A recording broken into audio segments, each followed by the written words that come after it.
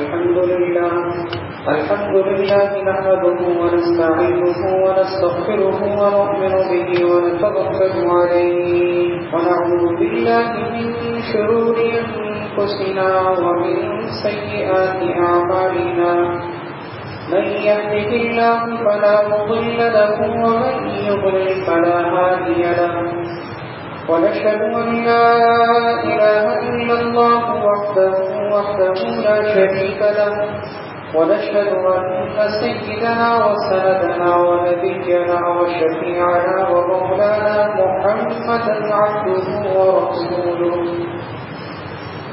صلى الله تعالى عليه وعلى آله وأصحابه وبارك وسلم تسليما كثيرا كثيرا. أما بعد فأعوذ بالله من الشيطان الرجيم. بسم الله الرحمن الرحيم. إن عدة الشهور عند الله 12 شهرا في كتاب الله يوم خلق السماوات والأرض منها 4 حرم. صدق الله وصدق رسوله النبي الكريم ونحن على ذلك من الشاهدين والشاكرين والحمد لله رب العالمين.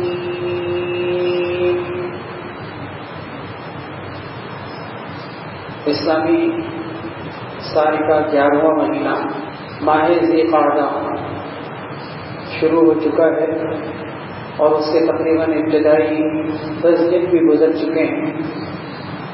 اس ماہ ذی القعدہ کے حوالے سے کچھ فضیلت، اس کے اعمال اور اس میں کرنے والے کام انشاءاللہ ذکر کیے جا رہے ہیں.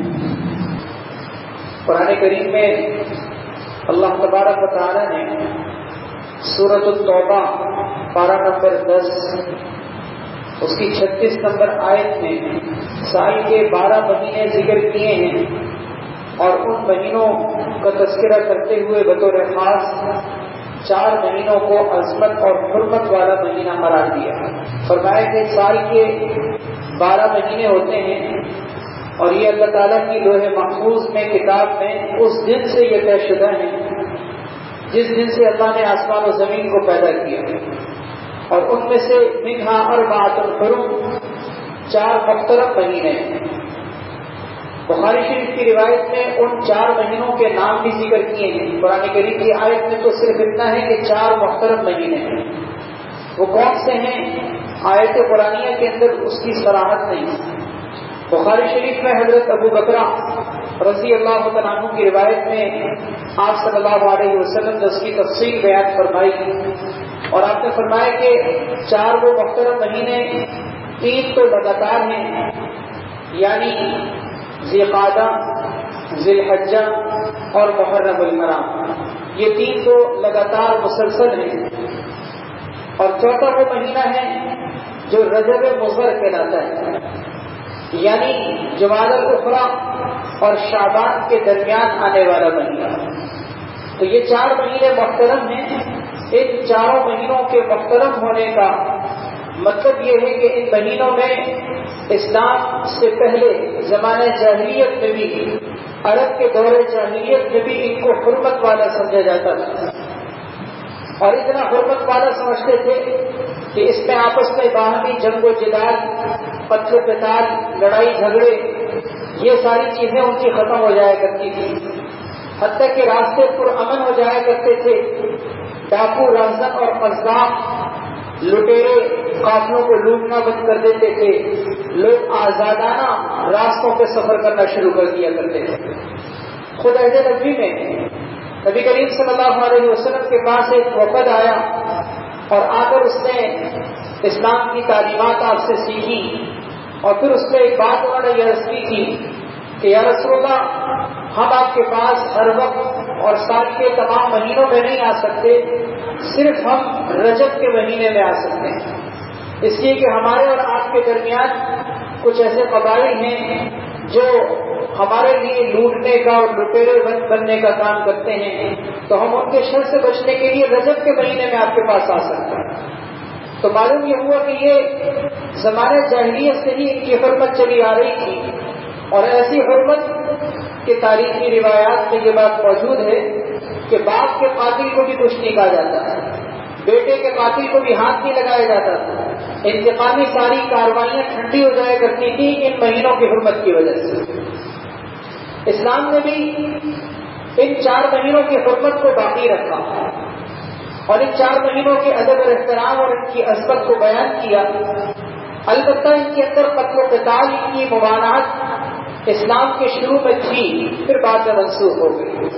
اب ان 4 مہینوں کے اندر جہاد اور قتال کی ممانعت نہیں ہے، لیکن دوسری چیز اس کا ادب اور احترام، اس کی عظمت اور اس کا ادب اور احترام ملحوظ رکھنا یہ اب بھی باقی ہے۔ لہذا ان 4 مہینوں کے حوالے سے مسلمانوں کو بھی ان چیزوں کی اہمیت سمجھنی چاہیے کہ ان 4 مہینوں کا ادب اور احترام کریں اور ان کی عظمت کا خیال رکھیں۔ بہرحال ان 4 مہینوں میں ایک مہینہ ذی قعدہ کا مہینہ ہے، جس کو ذی قعدہ بھی کہتے ہیں اور ذو القعدہ بھی کہتے ہیں، دونوں طرح سے اس کو پڑھا جاتا ہے اور دونوں صحیح ہیں۔ اس مہینے کے نام میں 2 لفظ ہیں، ذو القعدہ اور ذی القعدہ، جو بھی پڑھا جائے، بہرحال ذو یا ذی یہ ایک لفظ ہو گیا، اور دوسرا لفظ ہے قعدہ۔ قعدہ جیسے بیٹھنے کو کہتے ہیں، جیسے نماز کے اندر بھی قعدہ بیٹھنے کو کہتے ہیں، اور ذی یا ذو کا معنی آتا ہے والا۔ تو اس مہینے کو ذو القعدہ اس لیے کہا جاتا ہے کہ کیونکہ یہ مہینہ بیٹھنے کا مہینہ ہے۔ بیٹھنے کا مہینہ ہونا اس زمانے کے اعتبار سے اس کا مفہوم یہ تھا کہ جنگ اور جدال سے بیٹھنے کا مہینہ، لڑائی جھگڑے سے بیٹھنے کا مہینہ، اس لیے اس کو ذو القعدہ کہا جاتا ہے۔ بہرحال اس مہینے ذو القعدہ کو چونکہ اسلام میں ایک محترم مہینے کی حیثیت حاصل ہے، لہذا اب آئیے اس کی ہم کچھ عظمت اور اس کی کچھ فضیلت کو قرآن و سنت کی روشنی میں سمجھتے ہیں، اس کے بعد پھر اس کے کرنے کے کچھ کام ذکر کیے جائیں گے۔ سب سے پہلی فضیلت اور سب سے بڑی فضیلت تو یہی ہے کہ یہ سال کے 4 محترم مہینوں میں شمار کیا گیا ہے، لہذا جب 4 مہینے محترم مہینوں میں اس کا شمار ہے تو اس کو محترم سمجھنا چاہیے، اس کی حرمت کا لحاظ رکھنا چاہیے، اس کے ادب کو ملحوظ رکھنا چاہیے، اس کی بے ادبی یا بے احترامی یا بے تعظیمی نہیں کرنی چاہیے۔ ادب اور احترام کیسے کیا جائے؟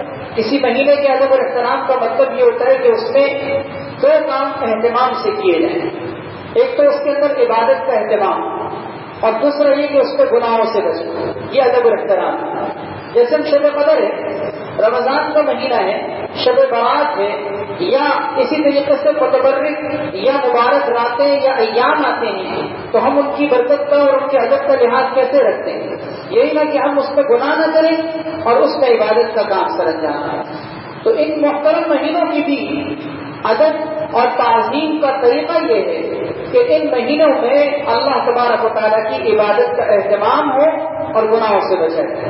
یہ ادب اور احترام کا اور اس کی تعظیم کا صحیح اور مصنون طریقہ ہے۔ دوسری فضیلت اس مہینے کی یہ ذکر کی گئی ہے کہ یہ مہینہ ذو القعدہ کا مہینہ حج کی تیاری کا اور حج کے سفر کا مہینہ ہے۔ آپ کو معلوم ہے حج کے 3 مہینے ہیں، الحج اشہر معلومات۔ قرآن کریم میں اللہ تعالیٰ نے دوسرے پارے میں سورہ بقرہ میں ذکر کیا ہے حج کے کچھ معلوم اور متعین مہینے ہیں۔ وہ کون سے مہینے ہیں؟ ایک تو شوال، دوسرا ذی قعدہ، یہ پورے مہینے ہیں، اور ذی الحجہ کے ابتدائی 10 دن، جیسے کہ حدیث میں آتا ہے اور کئی صحابہ کرام نے قرآن کریم کی اس آیت کی تفسیر میں کہ حج کے متعین مہینے ہیں۔ وہ کون سے متعین مہینے ہیں؟ احادیث میں اس کی تفسیر ہے کہ وہ 2 مہینے تو مکمل شوال ذی قعدہ اور تیسرا مہینہ ذی الحجہ کے ابتدائی 10 دن۔ اگرچہ ابتدائی 10 دن کے بعد 11 اور 12 اور 13 کو بھی رمی کی جاتی ہے، لیکن 10 تاریخ کو حج کے اعمال سارے پورے ہو جاتے ہیں۔ حج کا جو رکن اعظم ہے، اللہ سب کو نصیب فرمائے۔ آج کل بھی حجاج کرام ماشاءاللہ سفر حج پہ رواں دواں ہیں، اللہ ان کے سفر کو آسان فرمائے اور ہمیں بھی سب کو یہ مبارک سفر نصیب فرمائے۔ تو حج کے سفر میں جانے والے اور حج کرنے والے اس بات کو جانتے ہیں کہ 10 دن کے اندر عرفہ کا وقوف اور طواف زیارت کا کرنا اس کے بعد حج مکمل ہو جاتا ہے. پھر اس کی ایک دو چیزیں جو رہ جاتی ہیں وہ رمی کے کام 11، 12، 13 میں چل رہے ہوتے ہیں. تو 2 مہینے مسلسل پورے مکمل اور تیسرے مہینے کے 10 دن یہ حج کے ایام، حج کے مہینے کے لاتے ہیں. تو ذی القعدہ کی فضیلت کی دوسری بڑی وجہ یہ ہے کہ اللہ رب العزت نے اس مہینے کو حج کا مہینہ کہا ہے. اور کسی مہینے کا حج کا مہینہ ہونا خود اس کی حرمت اور اس کی عظمت کی دلیل. اسی لیے اس مہینے میں، ذی القعدہ کے مہینے میں حج کی تیاریاں ہوتی ہیں اور حج کا سفر ہوتا ہے. بلکہ اگر دیکھا جائے تو حج کی تیاری تو زیادہ تر شوال میں ہوتی ہے. سب سے زیادہ حج کا سفر اسی مہینے میں ہوتا ہے. ذی الحجہ میں بھی لوگ پہنچے ہوتے ہیں لیکن زیادہ تر اس مہینے میں نکلتے ہیں، کیونکہ ذی الحجہ میں تو عام طور پر حجاج کرام کی بہت بڑی تعداد پہنچ چکی ہوتی ہے اور حج کے ایام کے، حج کے شروع ہونے کے بےتابی سے منتظر ہوتے ہیں. زیادہ تر ذی القعدہ کے مہینے کے اندر لوگوں کا حج کا سفر شروع ہوتا ہے. تو بہرحال اس کی دوسری بڑی فضیلت یہ حج کا مہینہ ہے، حج کی تیاری کا مہینہ ہے، حج کے رفتے سفر باندھنے کا مہینہ ہے. اللہ ہم سب کو یہ مبارک سفر بار بار نصیب فرمائے. تیسری فضیلت اس ذی القعدہ کی یہ بھی ذکر کی گئی ہے کہ اس مہینے میں ایک حرمت والا مہینہ ہونا اور ایک حج کا مہینہ ہونا، یہ دونوں چیزیں بیک وقت جمع ہیں. حالانکہ یہ فضیلت کسی اور مہینے کو نصیب نہیں ہے.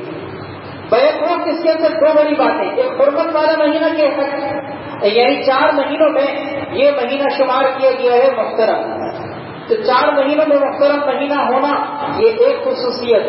دوسرا حج کا مہینہ ہونا یہ بھی دوسری خصوصیت. اس سے پہلے شوال کا مہینہ وہ بھی حج کا مہینہ ہے لیکن حرمت والا نہیں ہے. اور اس کے بعد ذی الحجہ کا مہینہ وہ حرمت والا بھی ہے، حج کا بھی ہے لیکن مکمل نہیں ہے. مکمل نہیں ہے کیونکہ ذی الحجہ کا میں نے جیسے کہ عرض کیا کہ ذی الحجہ کے ابتدائی 10 دن، لیکن ذی القعدہ وہ واحد مہینہ جس کے اندر دونوں کوالٹیز، دونوں اعلیٰ درجے کی ہے. ایک تو حرمت والا مہینہ بھی ہے اور دوسرا یہ حج کا بھی مکمل مہینہ ہے. 3 فضیلتیں ہو گئی. چوتھی فضیلت اس مہینے کی یہ ذکر کی گئی ہے کہ یہ وہ مہینہ ہے جس مہینے کو میقات موسیٰ علیہ السلام کہا جاتا ہے. حضرت موسیٰ علیہ السلام کی میقات. موسیٰ علیہ السلام کی میقات کا مطلب قرآن کریم میں اللہ تعالیٰ نے 9ویں پارے میں سورۃ الاعراف میں اس کی تفصیل ذکر کی ہے کہ جب بنی اسرائیل فرعون کے غرق کے بعد، فرعون کے لاؤ لشکر کے غرق ہو جانے کے بعد سکون میں آ گئے، ظلم و ستم جو فرعون کے تھے وہ ختم ہو گئے اور اللہ نے ان کو سکون بخش دیا، امن عطا کر دیا، چین عطا کر دیا. تو حضرت موسیٰ علیہ السلام سے شریعت اور تعلیمات الہیہ اور تعلیمات خداوندی کا انہوں نے سوال کیا کہ ہمیں کوئی کتاب، آسمانی کتاب، کوئی تعلیمات خداوندی دے دیجیے تاکہ ہم اس پر عمل کریں. حضرت موسیٰ علیہ السلام کو طور پر تشریف لے گئے. اللہ تبارک و تعالیٰ سے ہم کلامی ہوئی. اللہ تبارک و تعالیٰ نے طور پر ان سے ہم کلامی کے بعد تورات کتاب دینے کا وعدہ کیا، لیکن ساتھ میں یہ شرط لگا دی کہ 30 دن تک آپ نے عبادت کرنی اور روزہ رکھ کر عبادت کرنی، دن رات عبادت کرنی، خلوت میں اور تنہائیوں میں کوہ طور پر اللہ تبارک و تعالیٰ کے سامنے گویا کہ پورے 30 دن، پورے مہینے روزے سے گزارے. چنانچہ حضرت موسیٰ علیہ السلام نے وہ 30 دن روزے کی حالت میں گزارے. اور روایات میں آتا ہے کہ 30 دن روزے بھی ایسے رکھے کہ جس کو صوم وصال کہا جاتا ہے. صوم وصال کا مطلب کیا کہ جس میں افطاری سحری نہ ہو. ایک روزہ رکھا، کنٹینیو اگلا روزہ، پھر کنٹینیو تیسرا روزہ، اس طرح 30 دن روزے سے رکھے.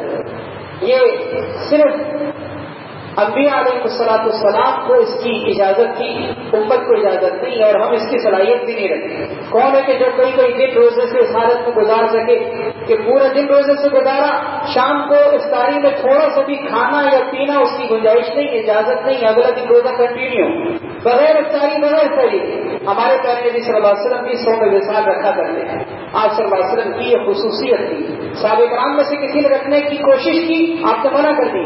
آپ نے فرمایا تم میں سے کون میرا مثل ہے؟ مجھے تو میرے رب کی طرف سے کھلایا بھی جاتا ہے، پلایا بھی جاتا ہے، لیکن تمہیں تو اس طرح کا معاملہ نہیں ہے، لہٰذا تمہیں اس چیز کی اجازت نہیں. تو یہ بھی علیہ السلام کی خصوصیت تھی. حضرت موسیٰ علیہ السلام نے بھی 30 دن باقاعدہ روزے رکھے, اور 30 دن روزے رکھ کر جب اللہ تبارک و تعالیٰ کے پاس کوئی طور پر دوبارہ ہم کلامی کا شرف ان کو ملا, اللہ تعالیٰ نے فرمایا کہ اس کو مزید 10 دن بڑھایا جاتا ہے, مزید 10 دن بڑھایا جاتا ہے. اب 10 دن اور مزید عبادت کیجیے, 40 دن کمپلیٹ ہو جائیں تو پھر انشاءاللہ آپ کو تورات عطا کی جائے. چنانچہ حضرت موسیٰ علیہ السلام نے 40 دن مکمل کیے. وہ جو 40 دن مکمل تھے, روایات میں آتا ہے کہ وہ ذی قعدہ کا پورا مہینہ اور ذی الحجہ کے ابتدائی 10 دن تھے. یہ ہے فضیلت, یعنی اس کو میقات موسیٰ کہا جاتا ہے. حضرت موسیٰ علیہ السلام نے گویا کہ 40 دن تک جو عبادت کی تھی, وہ 40 دن میں ذی قعدہ کا پورا مہینہ اور ذی الحجہ کے ابتدائی 10 دن شامل تھے. یہ حضرت موسیٰ علیہ السلام نے 40 دن تک عبادت کی. پھر اللہ تعالیٰ نے تورات عطا کی. تورات دے کے جب اپنے واپس قوم پہ تشریف لائے تو آگے کا واقعہ پھر آپ نے پڑھا اور سنا ہوگا کہ وہاں دیکھا تو بچڑے کو معبود بنا کر لوگوں نے پوچھنا شروع کر دیا. بہرحال اس واقعے سے یہ بات معلوم ہوتی ہے کہ 40 دن گویا کہ اس میں 30 دن ذی قعدہ ہے, اور یہ بھی خود مستقل ذی قعدہ کی فضیلت اور اس کی اہمیت کی دلیل ہے کہ اس مہینے میں اللہ تبارک و تعالیٰ نے حضرت موسیٰ علیہ السلام سے عبادت اور تنہائی اور خلوت کی عبادتیں اور ان سے روزے کی عبادت کی.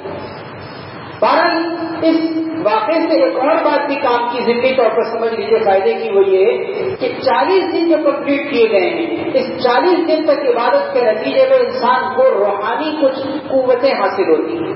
اپنے نفس کی تربیت کے لیے, اپنے نفس کی اصلاح کے لیے, جو عام طور پر صوفیہ کے ہاں, تصوف میں, اہل تصوف کے ہاں جو 40 دن لگوائے جاتے ہیں, یا ہمارے یہاں جیسے کہ تبلیغی جماعت کے اندر بھی چلہ لگوایا جاتا ہے, یہ کیوں لگوایا جاتا ہے؟ اس کا ثبوت یہ واقعہ ہے.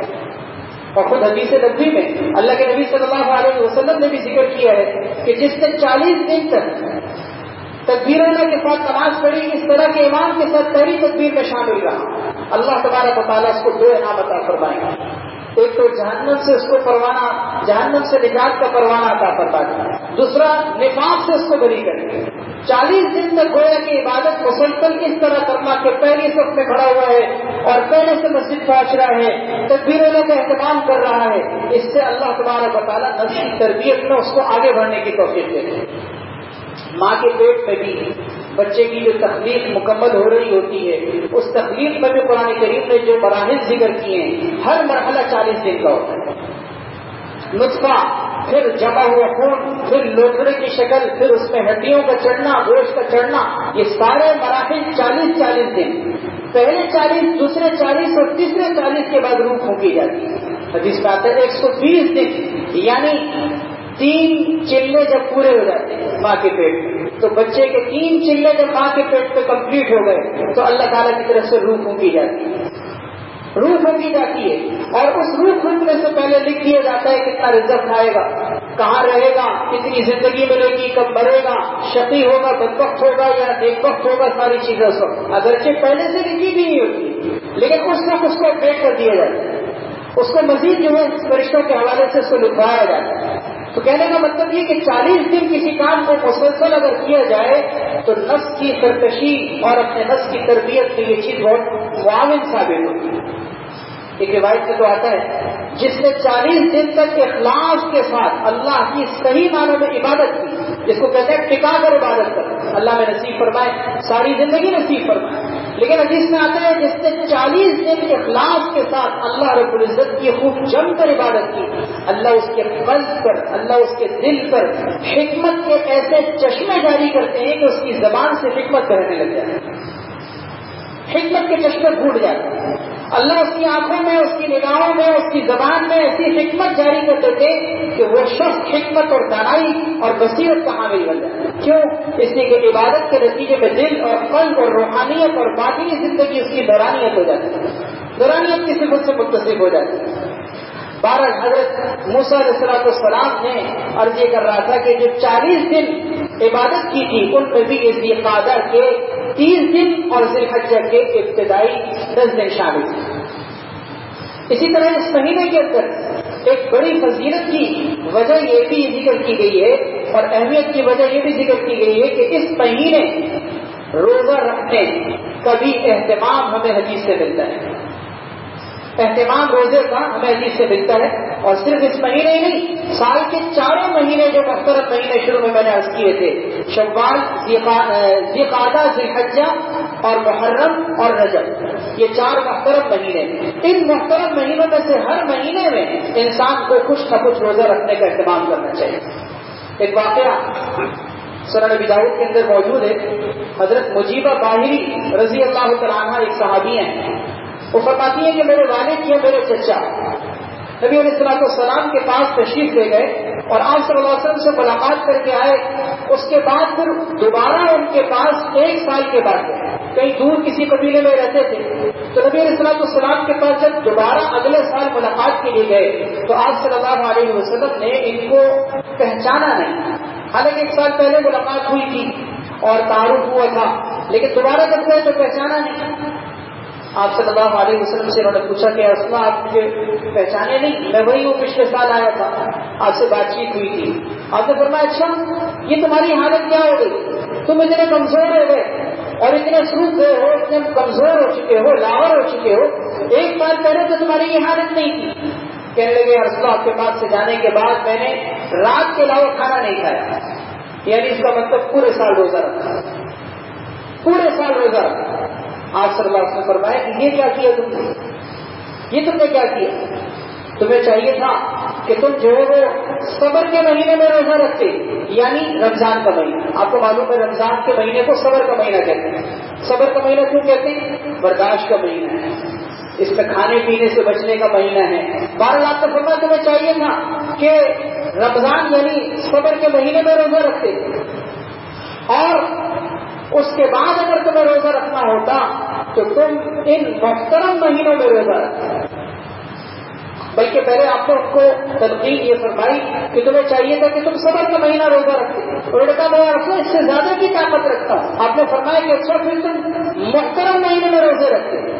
اس کا مطلب یعنی آپ نے دوسرے آپشن کے درجے میں رمضان کے بعد وہ 4 محترم مہینے ذکر کیے. اس سے معلوم ہوا، اس حدیث کی روشنی میں حضرات محدثین نے ذکر کیا ہے، اس سے معلوم ہوتا ہے کہ رمضان کے روزے تو فرض ہیں، وہ تو رکھنے ہی ہیں. اس کے بعد سال کے 4 محترم مہینوں میں روزے کا اہتمام کرنا چاہیے، کیونکہ پیارے نبی صلی اللہ علیہ وسلم نے صبر کے مہینے کے بعد ان محترم مہینوں کے روزوں کی اہمیت بیان فرمائی.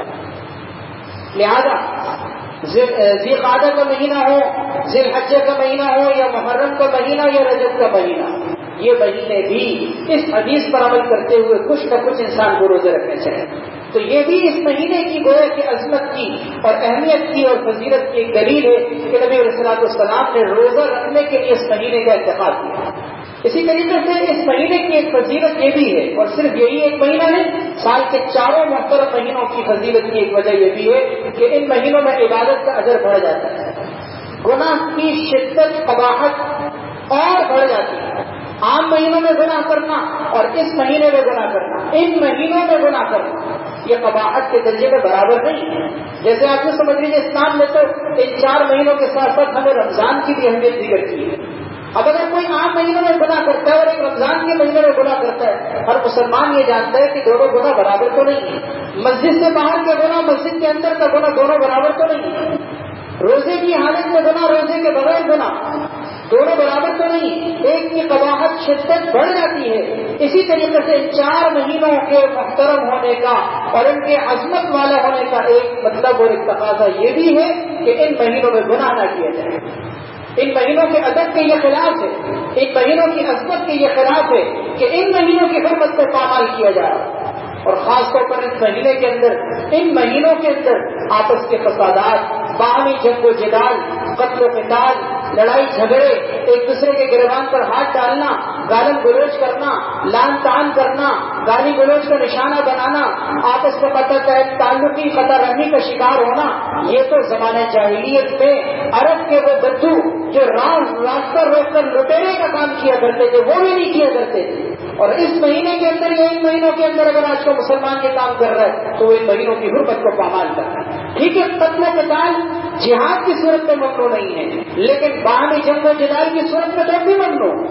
اور وہ ان 4 مہینوں کا کیا کام ہے؟ وہ تو سال کے 12 مہینوں میں ممنوع ہے، لیکن ان مہینوں کے اندر اگر کوئی لڑائی جھگڑا باہمی قتل و قتال، باہمی جنگ و جدال، نزاع، ایک دوسرے کی شکل نہ دیکھنا، یہ چیزیں اگر ان مہینوں میں جاری رہی تو اس کا مطلب یہ کہ ہم ان مہینوں کی حرمت کو پامال کر رہے ہیں۔ بہرحال یہ ساری جو آپ کے سامنے فضیلتیں میں نے نمبر وار کی ترتیب آپ کے سامنے ذکر کی ہیں، یہ سارے تھے فضائل۔ اب ان سارے فضائل کی روشنی میں ہمارے لیے ان مہینوں میں کرنے والے کیا کام ہیں وہ اعمال سن لیجیے۔ سب سے پہلا عمل یہ کہ عبادات کا اہتمام، جیسے کہ ابھی فضائل پہ یہ بات ذکر کی کہ ان مہینوں کے ادب اور احترام کا تقاضا یہ ہے کہ ہم ان میں عبادت کو بڑھائیں، اور عبادت کو بڑھانے کا کم سے کم درجہ یہ کہ نمازوں کا اہتمام ہو، فجر کا تو اہتمام ہو۔ آج کل راتیں چھوٹی ہیں، فجر کی نماز جلدی ہوتی ہے، رات کو ذرا سے بھی لیٹ نائٹ سونے کا اگر آپ مثال کے طور پر اگر کوئی دن اگر اختیار کریں گے تو آپ کی فجر کی نماز متاثر ہو جائے گی۔ اس لیے فجر کی نماز عام طور پر سب سے زیادہ جو کوتاہی کا شکار ہوتی ہے وہ گرمیوں کے دنوں میں ہوتی ہے۔ اچھوں کے اندر بھی بعض اوقات جو جن کی 4 نمازوں کو بھی پابندی سے پڑھ رہے ہوتے ہیں فجر ان کی متاثر ہو۔ یہ سوچنا چاہیے، یہ قابل غور بات ہے، یہ قابل فکر بات ہے، یہ لمحہ المیہ ہے کہ ہم جس رب کے کھا رہے ہیں، جس رب کا پی رہے ہیں، جس رب کا دیا ہوا استعمال کر رہے ہیں، اس رب کے لیے ہم دن کے آغاز میں 2 سجدے کرنے کے لیے تیار نہیں، اور اسی رب سے لینے کے لیے جن کے نکلنے کے بعد، سورج نکلنے کے بعد اسی رب کے خزانوں سے لینے کے لیے گھر سے نکل رہے ہیں اور رزق کے اور معاش کی تلاش سے نکل رہے ہیں۔ ہمیں تھوڑی سی بھی اگر شرم اور حیا ہو تو یہ سوچنا چاہیے، ہمیں اس بات کا احساس کرنا چاہیے کہ ہم یہ کیا کر رہے ہیں۔ اللہ تبارک و تعالیٰ نے یاد رکھیں اپنے بندوں کے لیے رات کے اختتام پر جب صبح صادق ہو رہی ہوتی ہے، جیسے ہی رات جاتی ہے دن آتا ہے۔ آپ کو پتہ ہے صبح صادق کا مطلب کیا ہے؟ رات چلی گئی، دن نکل گیا، اب اس کے بعد سورج نکلنے میں وقت ہوتا ہے، لیکن صبح صادق کا مطلب ہے کہ صبح صادق، یہ رات نہیں ہے، رات ختم ہو گئی۔ اللہ نے رات کے ختم پر صبح کے آغاز میں اپنے بندوں کے اوپر یہ 2 رکعت فجر کی نماز فرض اور اس سے پہلے 2 سنت یہ ایسے ہی لازم تو نہیں کی۔ اس کی کتنی بڑی حکمت اور بصیرت کے میرے بندے اپنے دن کا آغاز میرے سامنے سجدے سے کریں، یہ کتنی بڑی اس کی حکمت اور بصیرت۔ لیکن بہرحال یہ حکمت ہماری زندگیوں میں اگر نہ پائی جائے تو ہماری زندگی خیر سے خالی ہو۔ حدیث میں آتا ہے جس نے فجر کی نماز پڑھ لی، جس نے فجر کی نماز سے دن کی ابتدا کی، وہ اللہ کی حفاظت میں آ گیا۔ سارے دن کی حفاظت اللہ نے اس کی اپنی زندگی دی، سارے دن کی حفاظت، جان کی حفاظت، مال کی حفاظت، حادثات سے، ناگوار واقعات سے، مسائل و آلام سے اللہ نے اپنی حفاظت میں لے لیا۔ اور اللہ سے بڑھ کر کوئی حفاظت کا در ہو سکتا ہے؟ جب وہ پورے دن اللہ کی حفاظت میں ہیں تو شر نام کی اور تکلیف نام کی کیا چیز اس کی زندگی میں آ سکتی ہے؟ اللہ بیماریوں کو، تکلیفوں کو، پریشانیوں کو بھی اگر اس کے مقدر میں لکھا ہے اللہ آسان کر دے۔ یاد رکھیے اس لیے اپنے دن کا آغاز فجر کی نماز سے کرنے کا اہتمام کریں، پورے اہتمام کے ساتھ اپنے گھر کے بچوں کو بھی اٹھائیں، گھر کے مستورات کو بھی اٹھائیں۔ کتنے مبارک ہے وہ گھر، کتنے مبارک ہے وہ گھر کہ جب فجر کا وقت ہوتا ہے سارے گھر کے اندر کوئی وضو کر رہا ہے، کوئی نماز پڑھ رہا ہے، کوئی سنت پڑھ رہا ہے، کوئی مسجد جا رہا ہے، گھر میں خواتین جا نماز بچھا رہی ہیں۔ کتنے مبارک گھر ہیں، یقین کر لیجیے کہ وہ اتنے مبارک گھر ہیں کہ ان کی برکتوں کو لفظوں میں بتایا نہیں جا سکتا، کیونکہ انہوں نے اپنے رب کی بندگی کے ساتھ دن کی ابتدا کی۔ بہرحال یہ تو سال بھر کرنے کا کام ہے، لیکن میں یہ کر رہا ہوں کہ کم سے کم یہ جو محترم مہینے چل رہے ہیں ان میں تو اس کام کا اہتمام ہو، ان میں تو اس چیز کا اہتمام ہو کہ ہماری نمازیں کنٹرول ہو جائیں۔ اور میں پورے وثوق کے ساتھ کہتا ہوں جو فجر کی نماز کا اہتمام کر لیتا ہے اللہ 4 نمازوں کی بھی اس کو توفیق دیتے ہیں، کیونکہ فجر کی نماز سب سے قربانی والی نماز ہے۔ جو اتنی بڑی قربانی دے رہا ہے وہ دن کی قربانی کیا نہیں اس کے لیے دینا مشکل۔ حدیث میں آتا ہے سب سے زیادہ بھاری 2 نمازیں ہیں منافقوں کے اوپر، غور سے سنیے گا، سب سے زیادہ بھاری نمازیں منافق کے اوپر 2 نمازیں ہیں۔ منافق پر کیا مطلب؟ مخلص پر نہیں، منافق پر۔ اس کا مطلب اگر یہ 2 نمازیں بھاری ہیں تو ڈرنا چاہیے کہ اللہ کے نبی صلی اللہ علیہ وسلم منافق کا ہے۔ وہ 2 نمازیں کون سی ہیں؟ ایک فجر کی نماز، ایک عشاء کی نماز۔ ایک فجر کی نماز، ایک عشاء کی نماز۔ فجر اور عشاء کی نماز منافق پر سب سے زیادہ بھاری ہوتی ہے۔ اللہ کے نبی صلی اللہ علیہ وسلم کا یہ سچا فرمان ہے۔ فجر کی نماز کا بھاری ہونا تو واضح ہے، عشاء کی نماز اس لیے کہ دن بھر کے بعد انسان تھکا ہو، جب گھر میں آتا ہے کھانے کے دسترخوان لگتے ہیں، بچوں کے ساتھ بیٹھتا ہے، اس وقت اس کے سامنے فجر اگر نماز کی اہمیت ہوگی، اگر نماز کا احساس ہوگا تو اپنی راحت پر، اپنے آرام پر، اپنی نیند پر وہ عشاء کی نماز کے سودے نہیں کرے گا۔ اللہ کے نبی صلی اللہ علیہ وسلم عشاء سے پہلے سونے کو منع کرتے تھے، پسند نہیں کیا کرتے تھے، اور عشاء کے بعد بات چیت کرنے کو ناپسند کرتے تھے۔ کیوں؟ عشاء کے بعد بات چیت، گپ شپ، محفلیں، اور آج کل جیسے انٹرنیٹ، سوشل میڈیا، فیس بک، اس طرح کی ایکٹیویٹیز یہ فجر کی نماز کو متاثر کرتی ہیں۔ دیکھ لیجیے جو رات 2 بجے سو رہا ہے، جو رات 2:30 بجے سو رہا ہے، وہ فجر کی نماز میں کیسے اٹھ سکے گا؟ اس زمانے میں لوگ تو تہجد کے لیے بھی اٹھا کرتے تھے۔ کیوں؟ تہجد میں نیند اتنی پوری ہو چکی ہوتی تھی کیونکہ عشاء پڑھ کے سونے کی عادت ہے۔ حضرت شیخ الحدیث مولانا سلیم اللہ خان صاحب رحمہ اللہ، آپ کو معلوم ہے ہمارے کتنے بڑے اکابر میں سے صدر وفاق ایک زمانے تک رہے، ان کا معمول حالانکہ اتنے مصروف ترین انسان تھے، دن بھر حدیث کی بڑی بڑی کتابیں، لیکن ان کی زندگی کا یہ معمول تھا عشاء پڑھ کے کسی سے ملاقات نہیں کرنا، عشاء پڑھ کے بس نماز پڑھی، سنت پڑھی، وتر پڑھی، اپنا فوراً جا کر ڈسکس۔ کیوں؟ رات کو 2 بجے اٹھنے کا معمول۔ پیرانہ سالی میں 90-95 سال کی عمر میں شاید ان کا انتقال ہوا ہے، آپ میں سے بہت رات ان کی زیارت بھی کی ہوگی۔ آخری عمر تک پیرانہ سالی میں بھی رات 2 بجے سے آگے نہیں سوتے تھے۔ رات 2 بجے کیوں اٹھتے تھے؟ کیسے اٹھتے تھے؟ کیسے نیند پوری ہوتی تھی؟ جو عشاء کی نماز پڑھ کے بستر پہ جا رہا ہے اس کی تہجد کی اور اس کی فجر کی نماز کیسے کھوئی تھی؟ جس نے سونا ہی 2 بجے ہے وہ کیسے فجر میں اٹھے؟ اس لیے میرے دوستوں، ہماری فجر کی نماز کے ضائع ہونے کا سب سے بڑا سبب کیا ہے؟ ہماری سوشل ایکٹیویٹیز، ہماری عشاء کے بعد کی انٹرنیٹ کی مصروفیات، یہ ہمارے موبائل کے دہتے ہوئے انگارے جو ہمارے فضول کاموں میں اور منکرات کے کاموں میں لگ کر ہمیں روزانہ فجر کی نماز سے ضائع کر رہے ہیں، روزانہ فجر کی نماز کو ہمارے متاثر کر رہے ہیں۔ مسلمان ہیں، فجر کی نماز نہیں پڑھ رہا، یہ کیسا مسلمان ہے؟ یہ کیسا کلمہ پڑھنے والا ہے؟ یہ کیسا نبی کا چاہنے والا ہے؟ میری باتوں سے ناراض نہیں ہوئیے گا میرے دوستوں، میں خاص طور پر آج اس لیے ذکر کر رہا ہوں کیونکہ گرمی کے ایام چل رہے ہیں، اچھوں کی فجر کی نمازیں متاثر ہو رہی ہیں۔ اللہ مجھے بھی آپ کو بھی سب کو توفیق عطا فرمائے۔ آج یہ تہیہ کریں انشاءاللہ کہ ہم نے فجر کی نماز کو ضائع نہیں کرنا، انشاءاللہ ہم نے 5 نمازوں کا اہتمام کرنا ہے، اپنے گھروں کی مستورات اور خواتین کو بھی اٹھانا ہے، اپنے بچوں کی بھی تربیت کرنی ہے۔